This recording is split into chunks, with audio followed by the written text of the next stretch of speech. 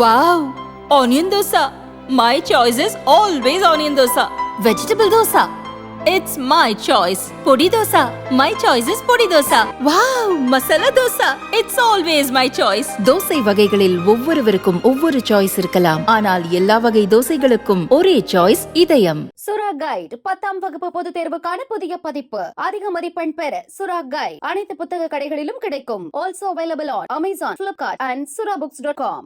Norway நாட்டில் ஆண்டுதோறும் மே முதல் ஜூன் வரை செஸ் தொடர் போட்டிகள் நடைபெறும். இந்த ஆண்டுக்கான போட்டிகளில் இந்தியாவின் நட்சத்திர செஸ் வீரர் பிரக்யானந்தா சிறப்பாக விளையாடி வருகிறார். 3வது சுற்று ஆட்டம் கடந்த 30ஆம் தேதி நடந்தது.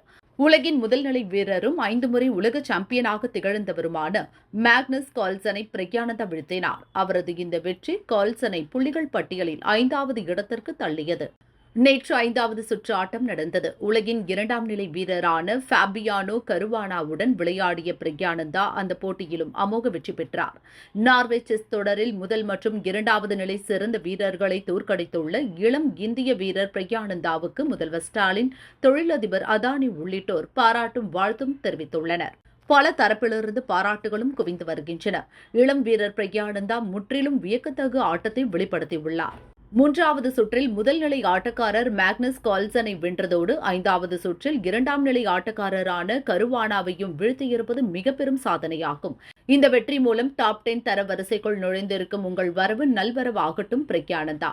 ஒட்டுமொத்த செஸ் உலகமும் உங்களின் திறமையையும் சாமர்த்தியத்தையும் கண்டு வியப்பில் ஆழ்ந்துள்ளது என முதல்வர் ஸ்டாலின் வாழ்த்து செய்தியில் கூறியுள்ளார். உலகின் நம்பர் 1 மற்றும் நம்பர் 2 செஸ் வீரர்களை வீழ்த்தி நார்வே செஸ் தொடரில் அபாரமான வெற்றியை பிரக்யானந்தா பெற்றுள்ளது வியக்க வைக்கிறது. 18 வயதில் இதை நிகழ்த்தி காட்டிய நீங்கள் இன்னும் பல சாதனைகளை படைக்க வாழ்த்துகிறேன்.